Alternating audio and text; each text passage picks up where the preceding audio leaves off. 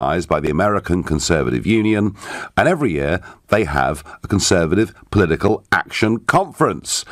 They describe themselves as the birthplace of modern conservatism. They're combining ideas with action to leverage the strength of thousands of grassroots activists to break through the resistance of Washington's powerful elites. So these are conservative voices from all over America, and quite a few from Europe now too, that attend this annual jamboree. It's attended by, I guess there were 10,000 people there, delegates at the conference. I would also guess 7,000 of them would have been under the age of 25. So a lot of very young student activists, people who'd caught buses from all over America to be there. Not officially anything to do with the Republican Party at all. In fact, many of these activists view the Republican Party as being the problem, not the solution. And not since Ronald Reagan has an American president, Republican president, attended CPAC. It's been going for nearly 50 years. But Donald Trump turned up and spoke at CPAC last year, and he was back speaking at CPAC this year. Why? Well, the Americans have got big midterm elections coming up in November this year, and Trump thinks one of the big keys to succeeding in elections is grassroots activism. Shoe leather, people out there knocking on doors, delivering leaflets, getting out the vote on polling day, joining phone banks and all the rest of it. I was fortunate to get to spend some time with the president. In fact, I met him immediately after he'd come off stage. He was buzzing. He's had a good couple of months and the polls are looking a lot better for him. So it was good to catch up with the president. I hadn't seen him for a bit. I never ever disclose any confidential conversations I have with him, but it doesn't take a rocket scientist to work out that he is interested in UK politics, interested in where Brexit is going, and indeed, I didn't just meet him. I mean, I also met Commerce Secretary Wilbur Ross, Betsy DeVos, the Education Secretary, and a lot of those people in the West Wing who kind of helped the president run America. So it's been a very interesting few days.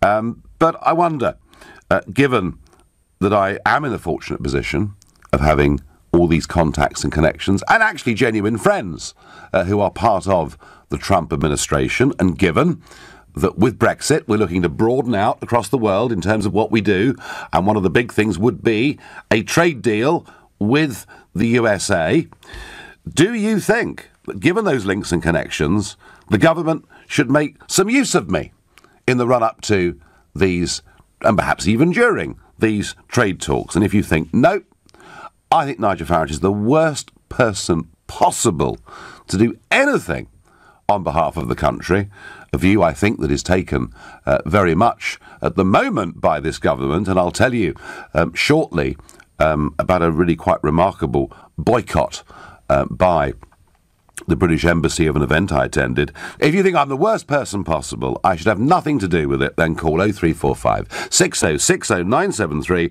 or maybe you think it might be helpful for me to be able in some way to broker a deal and to improve relationships, by the way, that need to be improved, because I feel, despite Brexit, a Conservative Prime Minister, Trump winning, and all the talk about what our countries would do together, I think the Atlantic is still as wide as it was back in 2016, when many thought it might get just a little bit narrower. So if you think maybe I could help in some way, text to 84850, or maybe you've got a bigger, better idea. Maybe actually you think that we don't want a trade deal with the USA, that actually we might be better off staying in a customs union with the EU, which would mean we couldn't negotiate one anyway, and therefore I wouldn't be needed. And if that's how you feel, tweet using the hashtag Farage and LBC at LBC, and you can of course watch us on Facebook and comment there too. I'm going to go to Jason from Watford. Hello, Jason. Good morning, how are you? Good morning. I'm okay, actually. Are you jet lagged? Do you know, people talk about jet lag. Honest truth is, Jason, some nights I go to bed at 7 o'clock and some nights I go to bed at 5 o'clock in the morning, so it doesn't really make very much difference to me. No, I mean, it was a very busy few days over there, but a very interesting few days over there. I mean, one thing I can tell you, Jason, is the energy, the excitement, the enthusiasm that the conservative supporting Americans have is something that just doesn't seem to exist in this country, really. Yeah, but that's the American culture, isn't it? They get very enthusiastic, excited about a lot of things that we don't get excited about in this country. I think that's true, although you could argue, Jason, that within Momentum and within a bit of the Labour Party, there's been a bit of enthusiasm generated there. Possibly, but not like you get in America. You know what it's like there. You just come back from that place. Yeah. The reason I'm obviously speaking to you today is because one of the concerns I'd have about you being a, let's say, negotiator is that you're clearly a huge Donald Trump fan, and you can't really see any wrong. Whatever he does, you either see it as funny or the right thing to do. And you don't seem to be a Theresa May fan. So would you be the best person to negotiate? I mean, how do you feel about that? Well, Jason, let's deal with that. I mean, I am a supporter of President Trump. I do think he's taking the states in the right direction, and I do think, in a way, he is the leader of this sort of revolution that is taking place across the West, where we're getting back to the concept of nation states being the building block that we believe in. And I am critical of Theresa May, but ultimately, Jason, much as I love America, and my first job for an American company was way back in 1982, and I've spent a lot of time there over the last 30 years. But ultimately, I am British first, so it's Britain. Britain's interests must be put first. But I do think, Jason, when it comes to trade, business, commerce, when it comes to security and dealing with international threats, when it comes to the military alliance of NATO, I do think us having a good relationship with America for the mutual benefit of both is what matters. Right. My father thinks you're wonderful. He absolutely thinks you're great, and he'd love to see you run in this country. And I'm kind of just a bit unsure about sometimes your motives, because if I was in your position, I would, and I loved England, and I had the power that you've got. My first goal would be to try and become president of this country. Because you love the country. Well, we haven't got. Well, Jason, we haven't got presidents here, have we? We've got Prime Minister. Sorry, what we've got, Minister. Jason. What we've got here, I'm afraid, is a predominantly two-party system that prevails. Yeah. That prevails under first past the post. And I've not found myself through my adult life, or most of it, able to align with either of them. So that's rather difficult. Well, yeah, but if Jeremy Corbyn could be doing as well as he's doing, I think you could easily become a lot more successful. But going back to the that's by the by, Jason. I mean, the real point, Jason, is this, right? Just over a year ago, Trump tweeted, many people think that Nigel Farage would be good as the next British ambassador in Washington, right? He was saying, this is somebody we can work with, someone we know, someone we trust. Now, I'll be frank with you, Jason. I'm not actually asking to become the ambassador. I'm not actually asking for an official position. I'm not asking for a title or a job. I'm not asking for any money. I'm not asking for anything. All I'm saying, Jason, is that I think I could perhaps be useful in getting relations between our country and America back to where it needs to be. And I tell you what I find amazing is 72 hours after he was elected, I went and met him in his apartment up at the top of the Trump Tower. And nobody from the UK government or the Foreign Office even rang me and asked for a debrief. And it's as if their dislike of me, Jason, their intense dislike of me, matters more in some ways than doing the right thing. But what bothers me is that Theresa May and Donald Trump on the surface, because you've got to remember, people like myself, I've met Donald Trump, so I know the type of character of the person you're talking about. And it was a long time ago that I met the man. And it didn't surprise me one iota that he became the president of the United States of America, because he's got that determination and there's something about the man. But what bothers me is it's not the government isn't your problem. It's the British public that can't stand Donald Trump generally. It's when you talk to people on the street, they can't stand him. I was out with people last night they don't like it, but Theresa May doesn't seem to have an issue with it. But you know what, Jason? Whether we like Donald Trump or not doesn't seem to me to be the issue. The issue is that, is it in our national interest, firstly, to have a better relationship with him, secondly, to welcome him here on a visit, as much of the rest of the world wants to do? Surely that's what matters here, isn't it?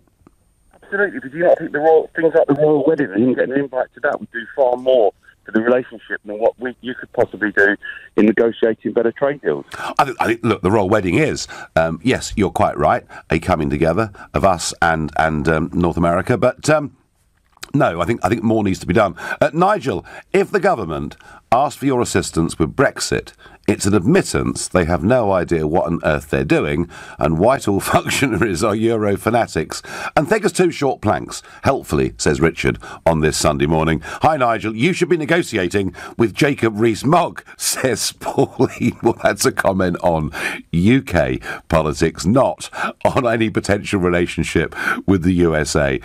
Nigel Farage would be useless in assisting the UK in trade talks with the US.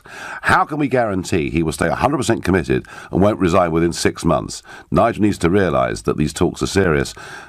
Isn't that interesting? 25 years. 25 years of my life campaigning for this little outfit called UKIP, and someone suggests that I might be a quitter. You got the wrong end of the stick, mate. You're listening to The Nigel Farage Show here on LBC.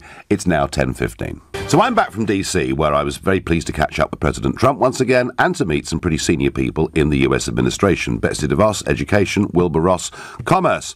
And it's interesting. I'm just saying, as I've said before, that I have got some good relationships with people in the US administration, and indeed some friends there that I've known for some years.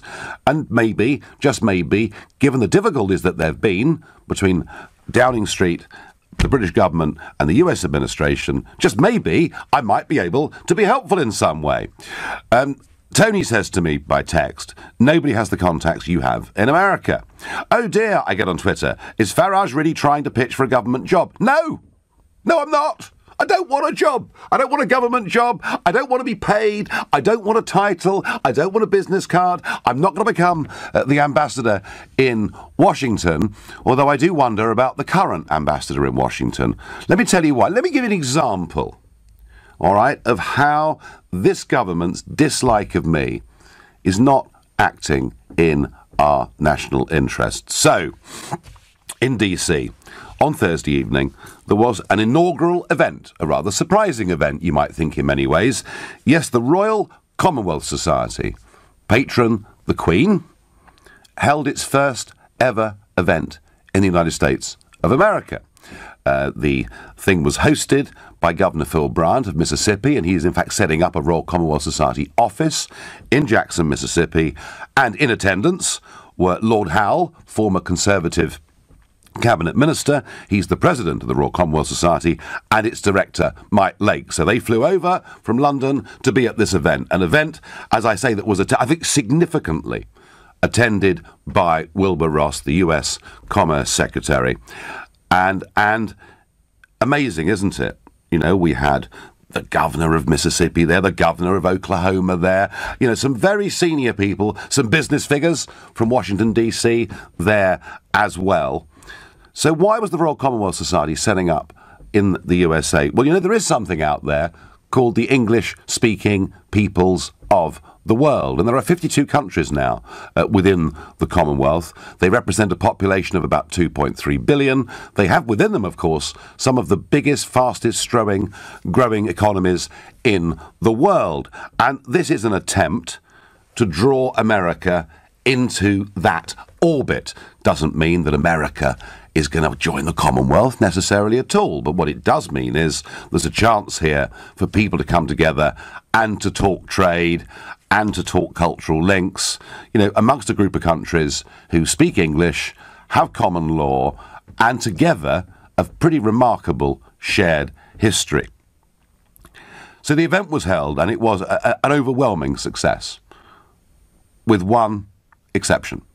A formal invitation was, of course, sent to the British ambassador in Washington, Sir Kim Darroch. he replied that he couldn't come because he would be out of town. Well, okay. But tell you a funny thing, nobody else came from the embassy at all. They must all have been out of town. Perhaps we've closed down the British Embassy in Washington. I don't know. No, of course, the truth is they boycotted the event because I had something to do with it. And I think there's a clear example there of us not putting the national interest first. And I can tell you that some of those senior American politicians were pretty disgusted that at this inaugural event, that our Foreign Office, our embassy in Washington, effectively boycotted it. And I wonder, I didn't ask them, but I wonder what Lord Howe and Mike Lake made of it as well, having come all the way over, to represent the Royal Commonwealth Society. It is small-minded, it is petty, it is tribal politics at its very worst. And whether they dislike me intensely, and of course they absolutely hate me because they never wanted to have a referendum in the first place, and they think I've really upset the apple cart. But whatever they think of me, there is something here that clearly was in our national interest, and they took no part of it. So that's where we are. That's the state of the British government's attitude towards me. And I would have thought perhaps they might be big enough and ugly enough to put that behind them and to get on with something more positive. That's what I think, but tell me what you think. What does Jason in Sutton think? Good morning, Jason. Good morning to you, Nigel. Let's put it to the test. You say you'd like to be involved in our trade negotiations with the States. You were just talking about the Commonwealth. Do you know how much of our total exports America already takes from us? About 20%. Yeah, it's about 24%. Yeah, it's nearly a quarter of everything we sell already goes to the States. I know. And isn't that remarkable, Jason, given the barriers that exist, and given particularly, Jason, that the US economy is off to the races in terms of growth and everything else, growth and investment and everything else. Look, Jason, you've just made the point in a way that everybody can exist on World Trade Organization rules, and they can. And let me jump in, if I may. Yeah. Can I just jump in there? Over the last 20 years or so, there are dozens upon dozens upon dozens of EU-USA agreements in place. Everything from X-raying containers, security, research, development, making customs easier. We lose all of those benefits after we leave the EU, first of all. Why? Because they're EU-USA agreements. We would have to start them again, or we'd have to grandfather them across. Now, that's not been agreed. We don't have US permission for that. In fact, Wilbur Ross, actually, what he said was Brexit is what he called a God-given opportunity to countries around the world to pick off the best bits of the UK economy. Nice guy. You talk about the Commonwealth a lot. When we export vehicles, I think you're somewhat misquoting Wilbur Ross there, Jason, aren't you? He talked about a trade deal being an opportunity for American investors, as indeed it is an opportunity for UK. I mean, already the Americans are the biggest investor in Britain, right? And we are the biggest overseas investor in America. Are there technical arrangements in place between the EU and the USA? Yes. Could we automatically pick up those rights the next day if we chose to? Yes. But what I'm arguing is actually we could make the relationship even better by removing more barriers. Now, are you saying, Jason, that you do not think that we should be aiming for an FTA, free trade agreement, with the USA? Well, the USA is only one part of the world. As you say, 55% of our exports go all over the world. Our cars, for example, that we sell around the world, the average export price is £20,600. Yeah, we sell... Do you know what the average GDP per person is within the Commonwealth? $3,500. And if you take out Canada, you take out Australia, it's even less than that. So these people have got $3,500 a year. All right. So, Jason, do you think... How many of our £20,000 cars do you think they're going to buy? So do you think, Jason, that India is actually a country in decline? No, of course it's not. It's a growing. Right. So the point is the number of rich people, Jason, in India who are able to buy a £20,000 car goes up every year by quite a huge number. And you're quite right about UK car exports. You know, we now sell more of our cars to the non-EU world than we do to the EU world. The question I'm asking you, and that is relevant to this debate, is do you think we should be aiming at a free trade agreement with America, not in exclusion to the rest of the world, but should we be aiming at it? You just mentioned Should India. we be aiming at a free trade agreement with America? When we visited Prime Minister Modi in India, Theresa May went over. Should we be I'm going to try one more time, Jason. Should we be aiming at a free trade agreement with the USA? On the basis that it's a fair and equal and balanced trade agreement, yes, that's not what we'd get. And especially... Well, hang on, Jason. If we didn't get it, we wouldn't sign up to it, would we? Well, then what's the point? We've already got an excellent trading relationship. All right. Okay. Then actually, we should leave the European Union tomorrow, do it on WTO rules, because you're perfectly happy with us operating with the USA on WTO rules, albeit with a few bits of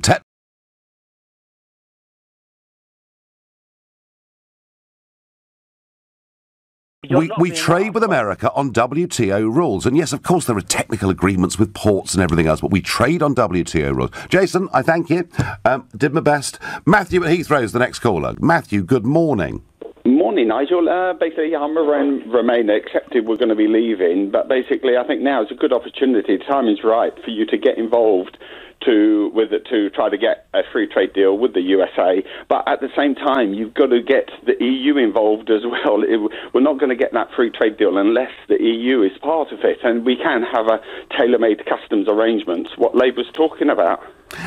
It's not impossible. It's not impossible that the European Union would look to have a free trade deal with the USA, although I do detect, to be honest with you, Matthew, that anti-American sentiment in Brussels is really, really high, and particularly with, a right-of-centre Trump regime. So I don't think, to be honest with you, that a close USA trade deal with the EU is on the cards anytime soon. Well, but you could use that to try to get a good deal for the UK. Oh, no, absolutely. Absolutely. No. I mean, it seems to me, Matthew, that the closer we are in talks and relationships with America, actually the more leverage we've got in our negotiations with the European Union, all of which leaves me bewildered, that 13 months into a Trump presidency, we don't appear to have made any advances at all on this score. I think we're missing a trick, Matthew. Yeah, I know. And so why don't you now write a confidential letter to Theresa May highlighting the bits of information you found from Donald Trump and saying that you want to work together with them to try to get the right deal for the UK with the EU, but also to start talking about how this trade could work with the US and with the UK. So, I mean, have you actually written a letter to her? Obviously, it's got to be confidential. You can't put it on the website. I mean... that wouldn't really work, would it? Matthew, I've been saying now, for well over a year, that if I could be of any use to help in any way at all, I would like to. Nobody has ever contacted me. They haven't even asked for a debrief, and I doubt they will after this trip. They even boycotted, the inaugural event of the Royal Commonwealth Society. Amazing. Thank you.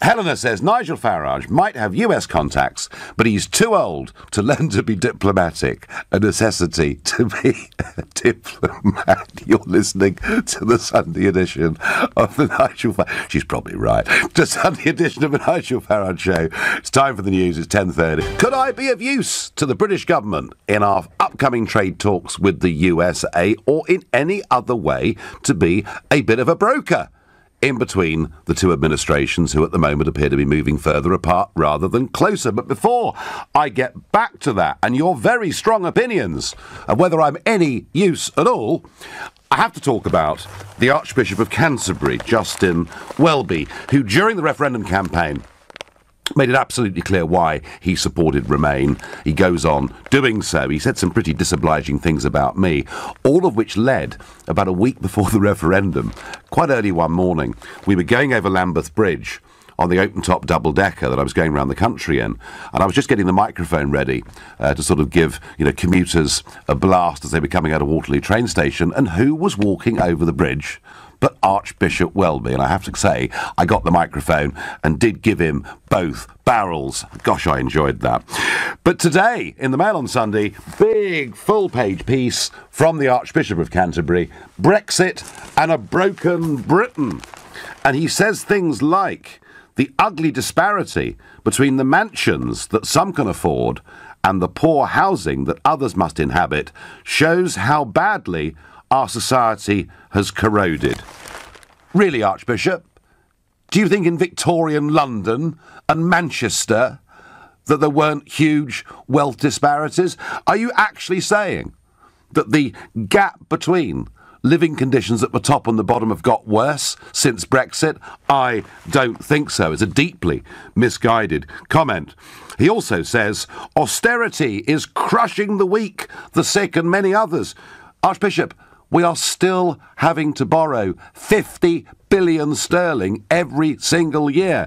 This government is not cutting. We are still going on borrowing. And I have to say, the whole tone of the piece, where he talks about division and yet through the words he uses further increases division, this is a very negative article from the Archbishop yet again. And I just want to say this, Archbishop, stop talking the country down, because that's what you're doing.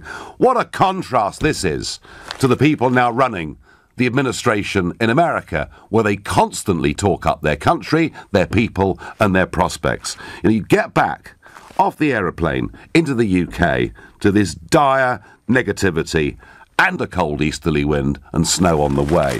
Now, back to this question of am I any use to anybody, particularly in brokering something, trade, whether it's leading up to a trade deal or whatever else it may be with the Americans. Sorry to break the news, but you are the worst person to do with any talks about Brexit. Well, I wasn't talking about Brexit necessarily. You lied to us since the start, and look where we are. Oh, thanks for that. That's very helpful. Hilarious, Nigel. You've just added a new dimension to the phrase blowing your own trumpet. With Nigel's dual knowledge of both business and politics on both sides of the pond, it is only logical that he's leading the talks. I didn't necessarily, Chris, ask to lead the talks, but thank you for your comment. Nigel, you should be made Britain's roving world ambassador for trade and industry immediately. You, like Trump, have had a history in business, and unlike most MPs, you actually work for a living. Trouble is, our Oxbridge elite know what's best, think they know what's best for the 17 million uneducated, working-class idiots who voted Brexit. Thank you, Alan from Basildon. And Nicola says on Twitter, it would be common sense with your contacts, Nigel, so you can be sure they'll do the exact opposite. Nicola, I suspect you're right. And it would it not be logical? Let's have a little think about this. If I've been chatting to Wilbur Ross and Donald Trump and various people, would it not be logical for somebody in the UK government to say, look, quietly, off the record, don't tell anybody, because, by the way, Helena, I can be very diplomatic. I haven't told you a word of my conversation with Donald Trump, and nor will I, ever. But it would actually be quite logical from somebody from the UK government to say, look, just pop in, would you? Have a cup of coffee. Just tell us what the mood is over there. But I tell you what, it won't happen. Their dislike of me is much greater, it seems, than the need to do what I think would be the right thing. Chris is calling from Islington. Good morning, Chris. Good morning, Nigel. Well, you and your best mate, you don't get on very well with him, because the 200% tariff he put on a British company, Bombardier, yep, you had no say in that. You could do nothing about that. The threat to General Motors if they moved a plant to Mexico, that he would put punitive taxes on them, he's a protectionist. Donald Trump is a protectionist. What did you do about Bombardier, Nigel? Well, Chris, you've just made the point, Chris. Thank you.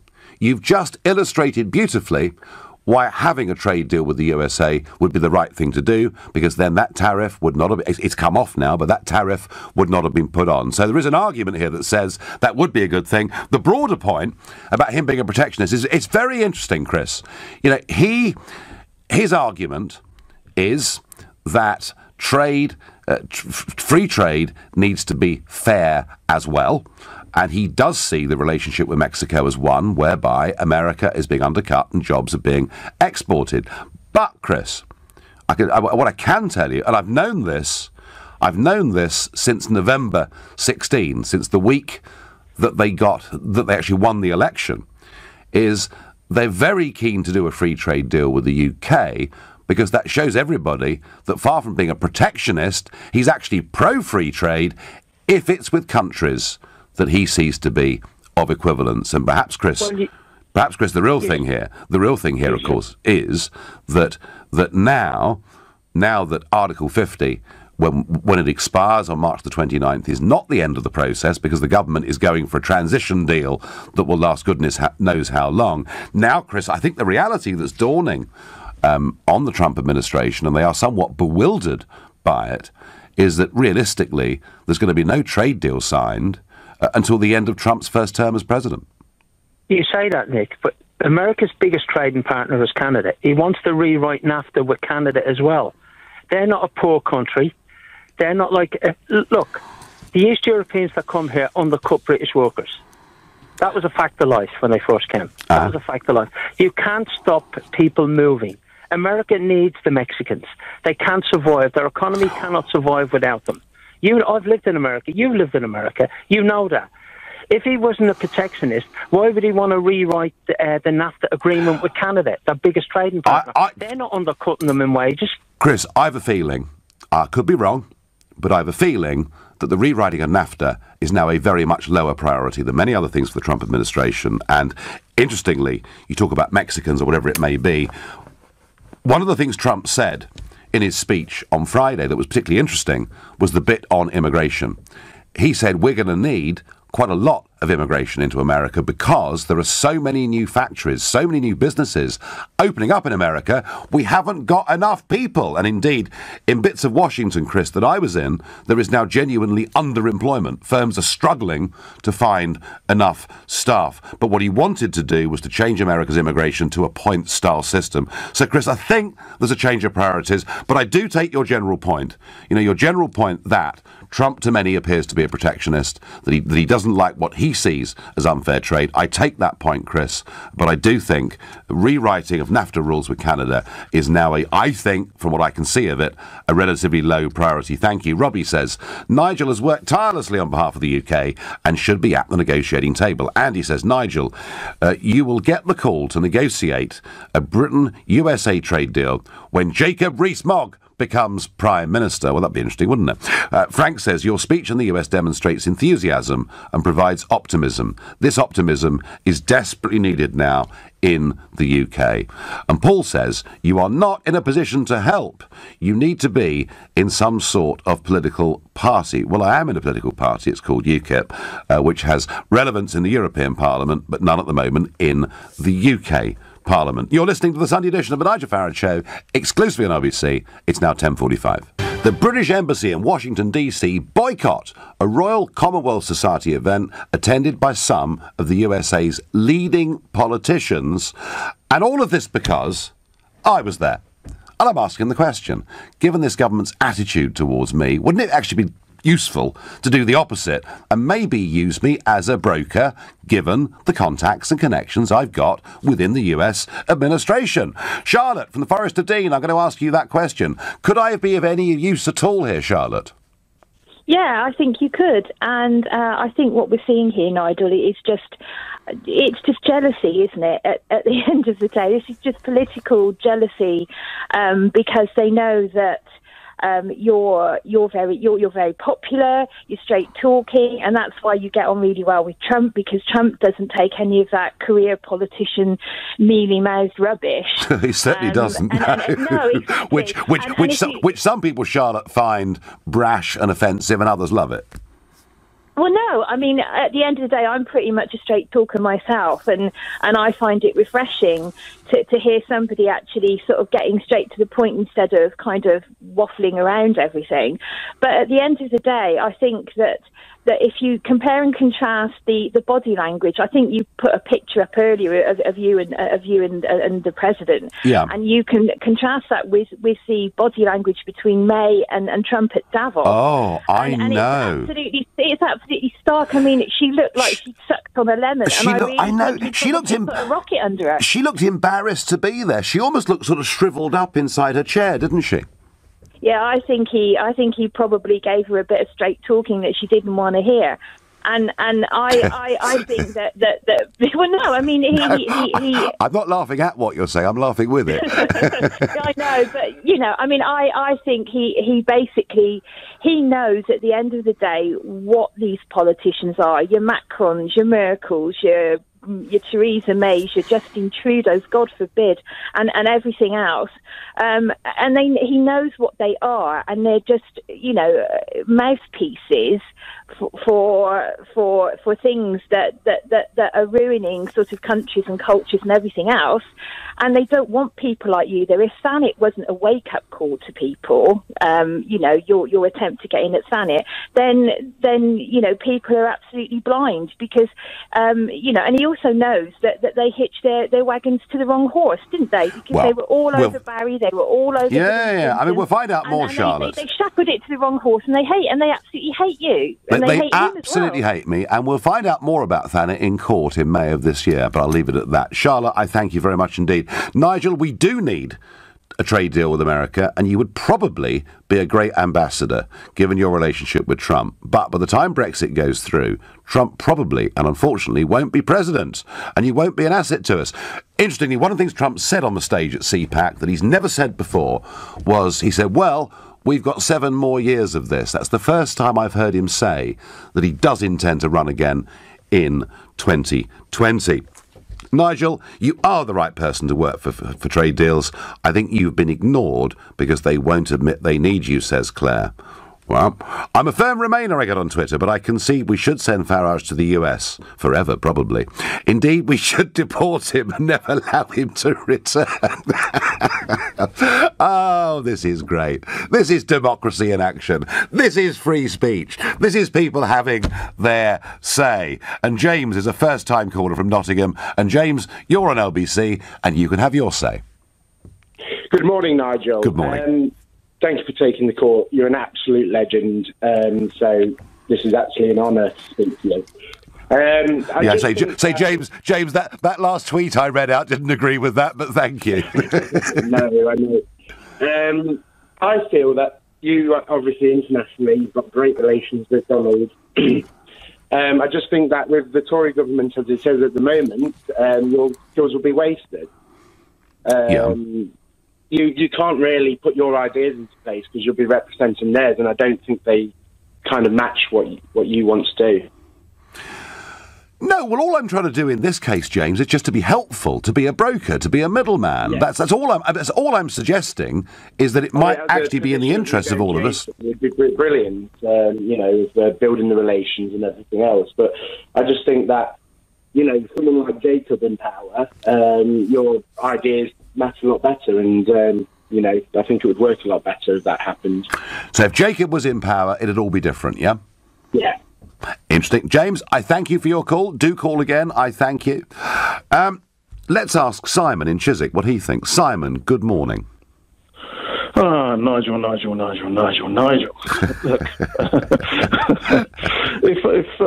if I look at your relationship, and I listen to you many times, not because I necessarily agree with you. I think you're a good guy, and I disagree with a lot of what you say. But your relationship with the US to me, is born out of ingratiating yourself. So you're just a yes man. Yes. Really? Yes, do you know, yes. Simon? Yeah. I've never been called. I've been called obstructive. I've been called abrasive. But I've never been called a yes man.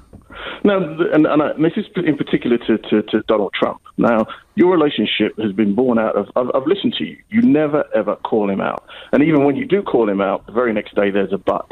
But that's not diplomacy, Nigel, right? If you recollect, and I'm no fan of Theresa May, Theresa May was the first person to visit Donald Trump. There was her walking out of the Oval Office, her arm around him. But you know what she dared to do? She dared to challenge him and put the UK's position on certain issues, and that strained the relationship. I don't believe in these tough negotiations that somebody whose relationship, and you're dancing around and doing the victory lap because you've got such high-level meetings, you've had such access, which is born out of... Simon, hang on. It wasn't a victory lap. It was, there were two reasons for my visit. One was the invitation to go and speak at CPAC, which of course I accepted. But the other big reason for going was the launch of the Royal Commonwealth Society in the United States of America, a chance to bring America into that orbit, a big organisation, 52 countries, English speaking. That was a really positive thing that was happening there, and that was recognised by, as I say, Lord Howe going across from London, and by senior American politicians turning up. And the point I'm really making, Simon, whatever your view of me, is that for the British Embassy to boycott that, simply because I was there, is a sign of a government that is not really acting in the national interest. But Nigel, if you just were in the US, now let me ask you this.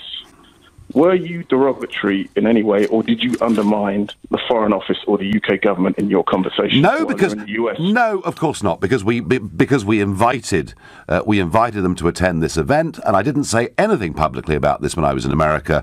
Although some of our American hosts were growling under their breath because they thought it was very, very disrespectful of the British Embassy to behave in this way. So no, I don't go abroad to talk down Britain, Simon. I was very careful about that. And if you look at what I said on the stage, I said, whilst I have my reservations about Brexit, I still hope and believe that it will go through. Simon, could I be of any use in your view? Look, I mean, again, Nigel, if I'm sitting in the Foreign Office, you've run teams, you've managed process, and in something like this, you need a team that's rowing it all in the same direction. And if there is somebody in there that you feel that is acting for their own personal need over the need of their country, and I don't doubt that you love this country, I do, but I can't, by listening to your rhetoric, it leans towards you. It's the Nigel Farage show, right? And I say that in the nicest possible way. Well, Simon, I mean, there we are. A very damning final comment from Simon in Chiswick. It's all about me, apparently. There you go. Barry is my last caller on this subject, and he lives in Leigh-on-Sea. Hello there, Nigel. Good morning. Basically, I think because of your links with Business World, what you've done in the trading circles of London and the city, and your last 20 years with UKIP and Brexit and leading the Brexit, and quite frankly, you're the forerunner, you're the spearhead of this whole new world movement of politics. There is no one else who's done this but you. In America, the nationalism which is coming out all over Europe, Britain, America, everywhere. You are the spearhead of the whole lot. And as that side of things, in my mind, you really are and should be involved with a free trade agreement, because you know both politics, you know both the business world. And well, Barry, you're very kind, Barry. You've got confidence in me to do it. Some have. A lot of people who've called up this morning haven't had. Barry, I thank you. I do get on Twitter, would you be talking on trade agreements for the whole of the UK or just the southeast of England, Nigel? You do seem a little biased towards them. Really, Mark? Really? I don't get that. I think actually I spent most of the last 4 or 5 years as leader of UKIP. I spent most of it in the Midlands or the north of England or South Wales or places like that. Anyway, moving on to our next debate. Recent figures show that 51 new political parties were created last year in this country, and that so far 13 new ones have been set up in 2018. Do we ever hear anything about them? No, not really. But given the aim of this show is to demonstrate that dialogue can and should remain open and civil between different political views, we've invited 2 new political movements into the studio. My question for you, is there room for a new political party in the UK? You can call me on 0345 6060 973. You can text to 84850. You can tweet using the hashtag Farage and LBC at LBC, and you can watch us live on Facebook and comment there too.